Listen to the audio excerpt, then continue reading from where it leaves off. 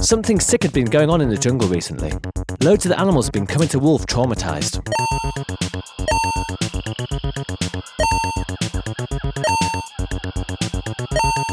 He suspected foul play. What was making the animals so messed up? Now listen here, asswipe. Sunbeam. The commander's wife was sick to the back teeth of his potty mouth. Shit! And demanded that he install a swear jar. He seemed to be having trouble adjusting to it. Our decorated veteran Nick is fucking missing. The stupid bell-end, wonderful being, has been gone for a whole goddamn week. Blooming week. Shit's fucked up. Stuff is not good. Now go find me penis. Shit. Nick was a beloved war hero and Wolf's best friend. They did everything together. Play baseball. Watch a movie. Peck shit off the floor. He was like a little grey, feathery, disgusting, disease-riddled son to Wolf. But something dodgy was going on. Nick was a homing pigeon. He'd always flown home. Why not this time? And then he saw it. Where is it? Oh yeah, there it is. A feather! Wolf picked it up and smelt it. Yep, it was Nick's scent, all right. Intimately Beckham and bin juice. Wolf followed the trail of feathers through the jungle.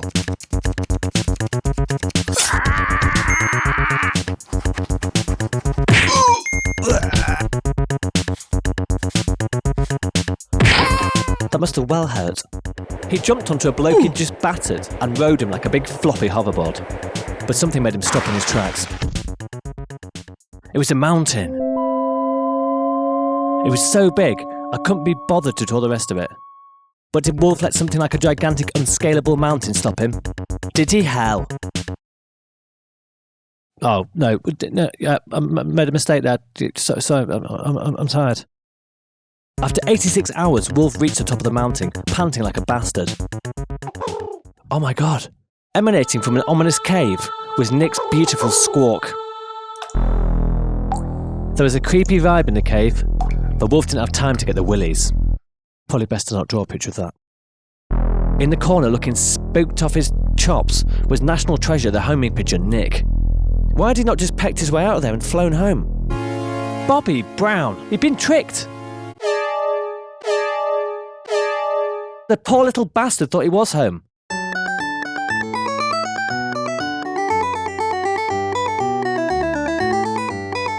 Wolf tried to get the cage door open, but his cage opening thing was severely buggered. The commander's son Graham was doing work experience with him this week, and like a dumbass, he'd trapped Wolf's finger in the Jeep door.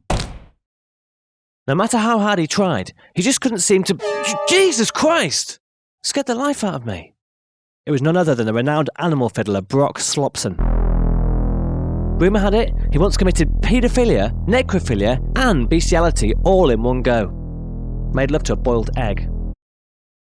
Look, I'm a nice guy, I swear. I need help. Let me tell you a story. Oh, great, I love stories. This whole nightmare started 20 years ago. For my birthday, I went on a trip to the local zoo. I was having a great time when I slipped and flew 40 feet into a hen enclosure.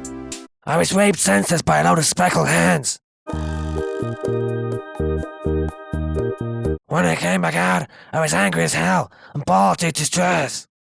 I tried to forget that day, but then a strange thing happened. I started fancying the living crap out of animals. I'd buy all the erotic creature porn I could find. Young, old, it didn't matter what age they were. But in the end, the nudie mags just weren't enough. I began to act on my perversions.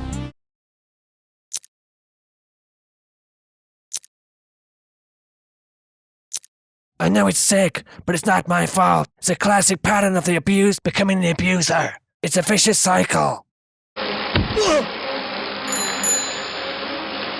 For a while I was happy just sleeping around.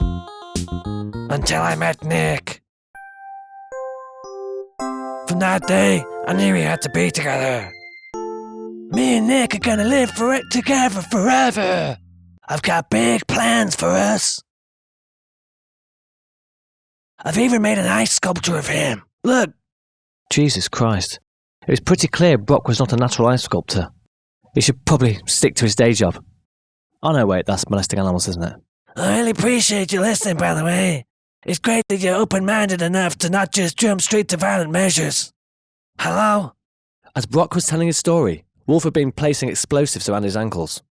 He'd used a framed photo of a bat in a bikini as a frisbee, popped his fat finger in a bucket of decapitated head ice, set Nick free, and then gone outside and shielded himself from the blast. Was Wolf going to empathise with his poor paedophile's plight and trying to help this victim of circumstance to face his demons through extensive cognitive behavioural therapy, eventually through hard work transforming himself into a rehabilitated member of society? Was he hell? What was the point in that when you can blow him to bits in a massive explosion?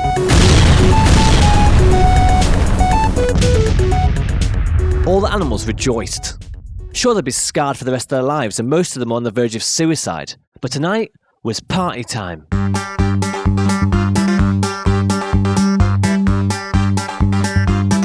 And the best thing was, Nick was back where he belonged, with Wolf getting hygienically patted on the head. Good move, Wolf, there. Well, they spread disease, don't they, the vermin?